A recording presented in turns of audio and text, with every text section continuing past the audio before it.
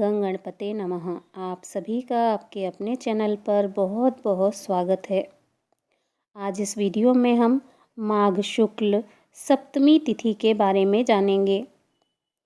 4 फरवरी दिन मंगलवार को माघ शुक्ल सप्तमी है।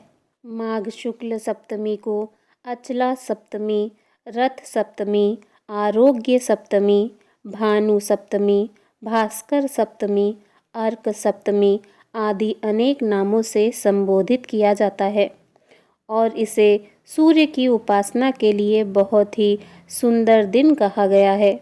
पुत्र प्राप्ति, पुत्र रक्षा तथा पुत्र अभ्युदय के लिए इस दिन संतान सप्तमी का व्रत भी किया जाता है। भविष्य पुराण में भगवान श्री कृष्ण ने इस सप्तमी की महिमा कही है। इस सप्तमी की महिमा का वर्णन नारद पुराण में भी किया गया है। यह तिथि करोड़ों सूर्य ग्रहण के समान है। इसमें सूर्योदय के समय स्नान किया जाता है। इससे मनुष्य के 7 जन्मों के पाप नष्ट हो जाते हैं। इस प्रकार स्नान करके गुरु भगवान का पूजन करने से मनुष्य को माघ मास के स्नान और 1 वर्ष के रविवार के व्रत का फल प्राप्त होता है। यह सभी पापों का नाश करने वाली और सुख सौभाग्य में वृद्धि करने वाली है। स्कंद पुराण के अनुसार यस्यां तिथौ रथम पूर्वं प्राप देवो दिवाकरः सा तिथि कथिता विप्रेर माघे या रथ सप्तमी तस्यादतं हुतं चेष्टं सर्वमेव अक्षयं मतमं सर्वदारिद्र्य शमनं भास्कर प्रीतिये मतमम।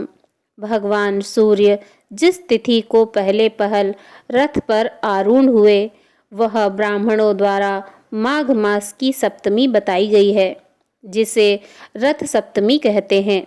उस तिथि को दिया हुआ दान और किया हुआ यज्ञ सब अक्षय माना जाता है। वह सब प्रकार की दरिद्रता को दूर करने वाला और भगवान सूर्य की प्रसन्नता का साधन बताया गया है। भविष्य पुराण के अनुसार सप्तमी तिथि को भगवान सूर्य का आविर्भाव हुआ था। ये अंड के साथ उत्पन्न हुए और अंड में रहते हुए ही उन्होंने वृद्धि प्राप्त की। बहुत दिनों तक अंड में रहने के कारण ये मार्तंड के नाम से प्रसिद्ध हुए। भविष्य पुराण के अनुसार ही सूर्य देव को अपनी भार्या उत्तर कुरु सप्तमी तिथि के दिन प्राप्त हुई। उन्हें दिव्य रूप सप्तमी तिथि को ही मिला और संतानें भी इसी तिथि को प्राप्त हुईं। अतः सप्तमी तिथि भगवान सूर्य को अतिशय प्रिय है।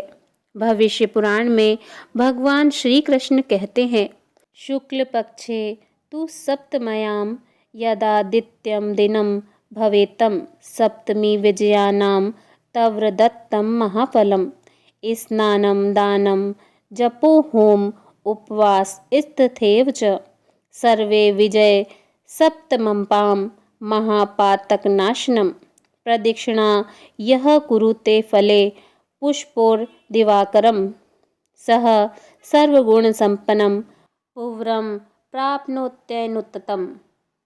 अर्थात भगवान श्री कृष्ण कहते हैं, राजन, शुक्ल पक्ष की सप्तमी तिथि को यदि आदित्यवार अर्थात रविवार हो तो उसे विजय सप्तमी कहते हैं। यह सभी पापों का नाश करने वाली है। उस दिन किया हुआ स्नान, दान, जप, होम तथा उपवास आदि कर्म अनंत फलदायक होता है। जो उस दिन फल पुष्प आदि लेकर भगवान सूर्य की प्रदक्षिणा करता है वह सर्वगुण संपन्न उत्तम पुत्र को प्राप्त करता है। नारद पुराण में माघ शुक्ल सप्तमी को अचल व्रत बताया गया है। यह त्रिलोचन जयंती है। इसी को रथ सप्तमी कहते हैं। यही भास्कर सप्तमी भी कहलाती है, जो करोड़ों सूर्य ग्रहणों के समान है। इसमें अरुणोदय के समय स्नान किया जाता है। आँख और बेर के 7 पत्ते सिर पर रखकर स्नान करना चाहिए। इससे 7 जन्मों के पापों का नाश होता है। इसी सप्तमी को पुत्रदायक व्रत भी बताया गया है। स्वयं भगवान सूर्य ने कहा है, जो माघ शुक्ल सप्तमी को विधि पूर्वक मेरी पूजा करेगा, उस पर अधिक संतुष्ट होकर मैं अपने अंश से उसका पुत्र होऊंगा। इसीलिए उस दिन इंद्रिय संयम पूर्वक दिन रात उपवास करें और दूसरे दिन होम करके ब्राह्मणों को दही, भात, दूध और खीर आदि का भोजन कराएं। अग्नि पुराण में अग्निदेव ने कहा है, माघ मास के शुक्ल पक्ष की सप्तमी तिथि को कमल का निर्माण करके उसमें भगवान सूर्य का पूजन करना चाहिए। इससे मनुष्य शोक रहित हो जाता है। चंद्रिका में लिखा है, सूर्य ग्रहण तुल्या ही शुक्ला माघस्य सप्तमी, अरुणोदय गए वेलायाम तस्याम स्नानम महाफलम। अर्थात माघ शुक्ल सप्तमी सूर्य ग्रहण के तुल्य होती है। सूर्योदय के समय इसमें स्नान का महाफल होता है।